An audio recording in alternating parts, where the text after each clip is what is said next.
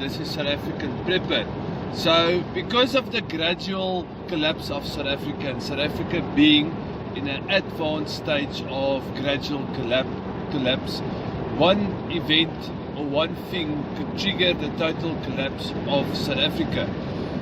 So the scenario that we are thinking that will play out is as follows, is that once everything has collapsed and you can visibly see it because of one specific event that will take place in South Africa, whether it is the electricity grid that goes down, whether it is the grant system that fails to pay people, whether it is civil unrest because of racial tension, the list basically is as long as my arm.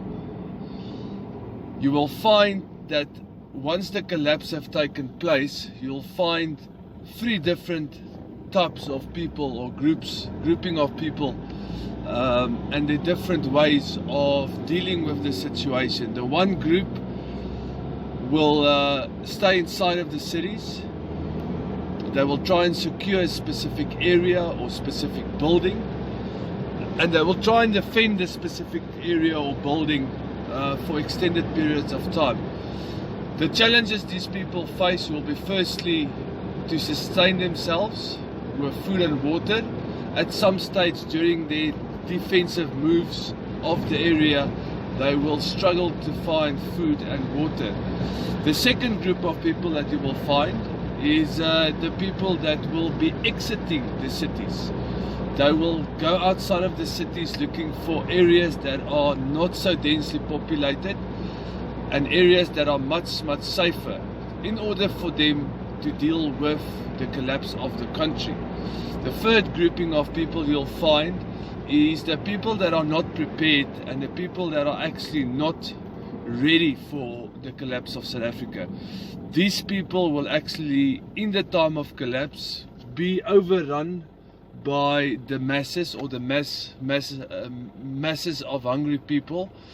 And if this grouping of people do survive, they will eventually exit the cities in an attempt to find a more secure area. So what will happen in South Africa is that once the collapse of South Africa starts, you will find that rioters and protesters will close off all of the major routes and highways. They will then start to loot and steal from the food trucks and diesel and petrol trucks coming into the cities. This will lead to stores and fuel stations inside of the cities running dry and empty. People will then start to become desperate because no food and diesel and petrol will come into the cities. Now, these hungry masses that basically live in the outskirts of every single town in South Africa will then become desperate, and they will then start to enter these cities or towns looking for provision and food. And unfortunately in South Africa, because of the racial tension, they will then target certain suburbs or areas in cities, thinking or perceiving that these people or groupings of people might then have enough food for them to survive. What will end up happening, the first group that we spoke about that will stand and defend their ground, they will eventually run out of food and water, because you need to understand the collapse. The basic services of that specific area will cease to exist.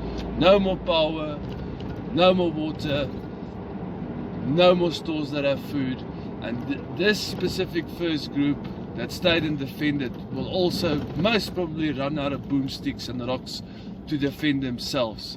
They will then eventually, after a couple of months, realize, after they have lost quite a lot of their people, that it is not worth staying, because the masses are just too many, and there are just too many people within the city that are desperate and looking for something to eat. What will also happen in the cities in South Africa is that because we have such a big gangster structures and groups in South Africa, these gangsters or this grouping of gangsters will then, in a time of collapse, they will start to grow in numbers, and they will start to grow in experience as well. looting and stealing from people.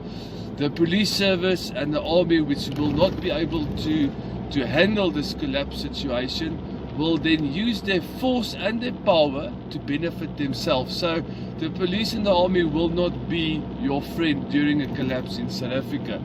The second grouping of people that exited or tried to leave the suburbs and the cities of South Africa, they will eventually, after maybe struggling for a couple of days to get out of the cities, they will end up in a secure area where they will gather in numbers, and their strategy will be then to immediately start rebuilding, replanting food, securing fresh water, securing a power supply of some sorts to serve their basic needs.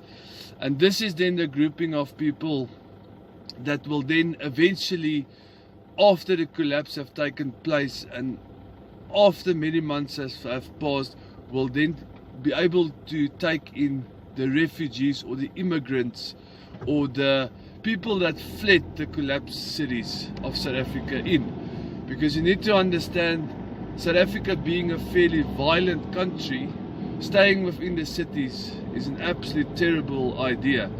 Those people that were not prepared and did not prepare for collapse of South Africa, those ones that do actually survive will then also head out of the cities if they can, trying to find a secure place where there's food and provisions for their families. So this is a depiction of how a collapse scenario will look in South Africa.